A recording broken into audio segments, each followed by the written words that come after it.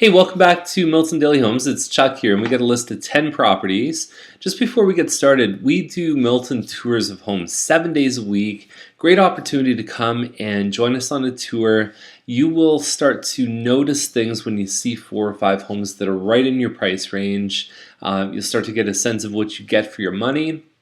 You'll learn about the neighborhoods, and the other thing is when you come back to see Milton Daily Homes after the tour, everything makes a lot more sense because you can really start to see how things map out. And even if you're 6, 7, 8, 12 months away from buying a home, it can be the most valuable activity you do. And it only takes, it's about 2 hours to do a tour. And again, 7 days a week. Sign up over there if you're interested. And let's get right to today's list. There's 10 properties. The first one up is 371 Bronte number 113. And it's at 254.9. The highest sale in this whole complex was in the 240s, with most of them being in the 235s. And even in the 235, like kind of mid 230s, we're finding some renovated homes. We're seeing end units, those kind of things. So at 254, I'd be real surprised if these guys got that. It looks like a nice home. The trees are obviously a nice feature on this one. 260 on the maintenance fees, and that's kind of average, maybe slightly less than average. So McKim Gate. Interesting thing here. So we've talked yesterday. We had one at 335, one at 339.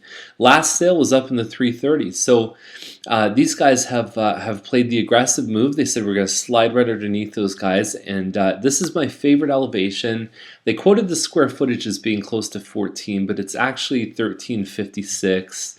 So they're about 30-40 square foot off. Nice hardwood floors in this one. Good looking kitchen. The counter's been upgraded. And you've got 2 bedrooms upstairs. Each one has its own access to a bathroom. So this is my personal favorite elevation. And that's your main floor coming in. And you can see that there's a small TV watching area. It could be a craft room, home office, exercise room. Lots of uses here. And then the nice thing is it looks like it's across from 2-story homes, which to me makes a big difference because sometimes when it's 3-story and 3-story on both sides, the street can feel a bit of a fishbowl, and that doesn't appear to be the case here. So great looking. I wouldn't be surprised if this one sold in competition. I think it's a great listing. I would sound the alarm bells on it. It's great. Okay, so Fasken Court, 377.5, which actually is starting to become almost entry point for semi-detached. 3-bedroom, 3-washroom, and 9-foot ceilings make this one really feel less like a semi and more like a detached home.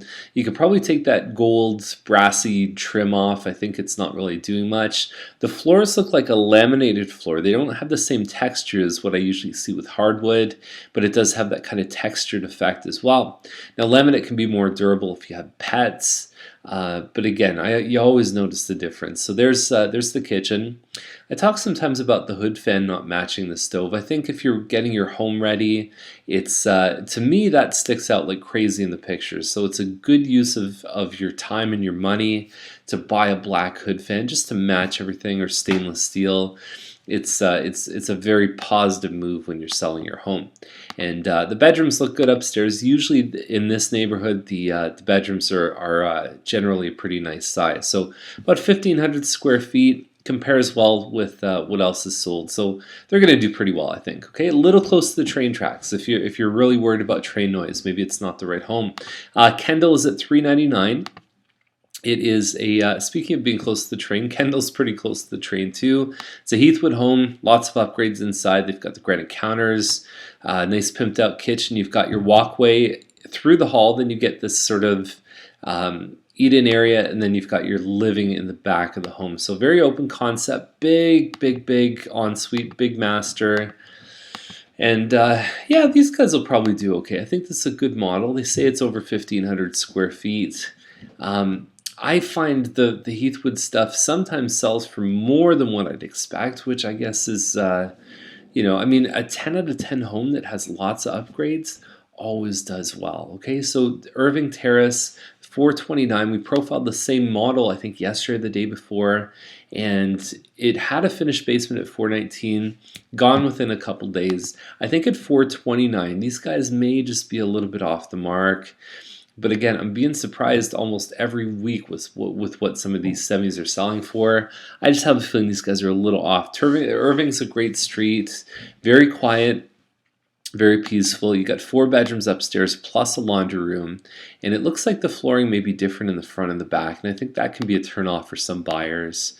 But sometimes it's the way the light hits it. So overall, not too bad. But I think the price is off there. Woodward is at 442.9. Dorset Park is a very hot neighborhood right now, and sort of bounded by Maine and Steeles, and then you've got to Thompson and Ontario. So really good little pocket there. There's been a lot of big sales recently. 59 by 120 foot lot, 4 bedrooms. Potentially there could be an extension in the back where they put the family room, exposed brick that they've painted out. So nice stuff. There's your living dining right here, and then you also have your family room with the skylight, and not many shots of the yard, but it's I'm sure it'd be a nice looking space. 442.9. I mean, it seems, 6 months ago it's probably a little bit high, but we've seen some really big sales recently, and there's a lot of people looking in this particular pocket. So who knows? I think we're almost seeing records being broken every week in that area. So Higginbotham, 513.9. Great pick. I think this is a super home. Good value for the money. This is a Spirit Plan 6 from Madme, just over 2,300 square feet. Smart upgrades in the kitchen, 9-foot ceilings. They've upgraded the light fixtures, so it's not just standard builder stuff. There's a lot of care that's being put into a home like this. The hardwood floors. There's a little main floor office, and then there's a dining plus a family room. Just a really smart design. And then you get upstairs, you got a loft area plus 4 bedrooms plus the laundry room too. And you got a double car garage. It's a decent enough piece of land. I think these are great deals, and I think they're great models too. I think they really appeal to a lot of people. So Trudeau is at 519.9. A bit of a different model. I mean, this one is, again, it's very hit or miss. Buyers love them or hate them. It's just under 2,500 square feet. Cherrywood floors. You've got an open lofted ceiling up in the living room. Opens to the dining. Then in the back of the home, you've got your kitchen. I think the moldings really set this one off. You've got a really good looking fridge here, and potentially even a stainless steel backsplash right underneath there, right by the stove. California shutters, and you've got some media niches here. That's the area outside the master bedroom, and again, more moldings here. Good balance of bedroom sizes on this one. You've got hardwood on the second floor. I think about the one on Marshall, what it's listed for. I think about even the one on Lancaster that has a finished basement, even comparing to the Higginbotham one we just saw. I like this one. I think it's a good property. The other thing about this one is there's a lot of Newgate models that are siding wood, and it looks like this one's all brick. So that's, in my eyes, probably 10-20% of them are all brick, and I think that's going to help them as well. So good stuff, really good stuff. Switzer Crescent, another good listing. So I'm a big fan of today's list. Kind of a quiet awesomeness. 639.9 is the price. It's a Mannington, sorry, my tongue sort of got all weird. Another one is for sale right now in Huffman for the same price. That one has a finished basement.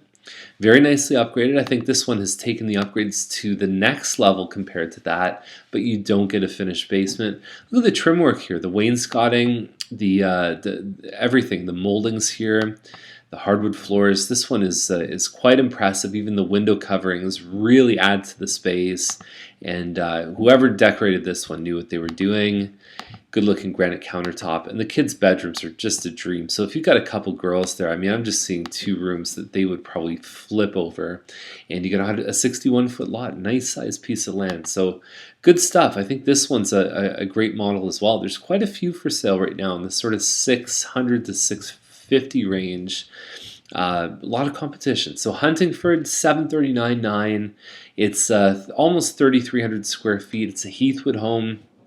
43 by 100. You got 3 bathrooms on the upstairs, and they're really banking on the upgrades. You can find this model that's not really sort of not badly upgraded, that's built by Madame, kind of the same size, 3,300 square feet. You're probably paying mid 6s, maybe high 6s. you do pay a premium for some of the stuff Heathwood does in these homes.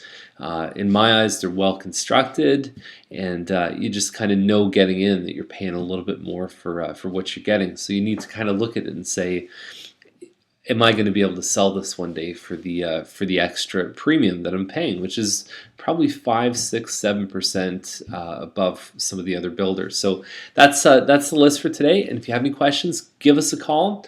Join us for a tour of Milton Homes, and we'll see you tomorrow with more episodes.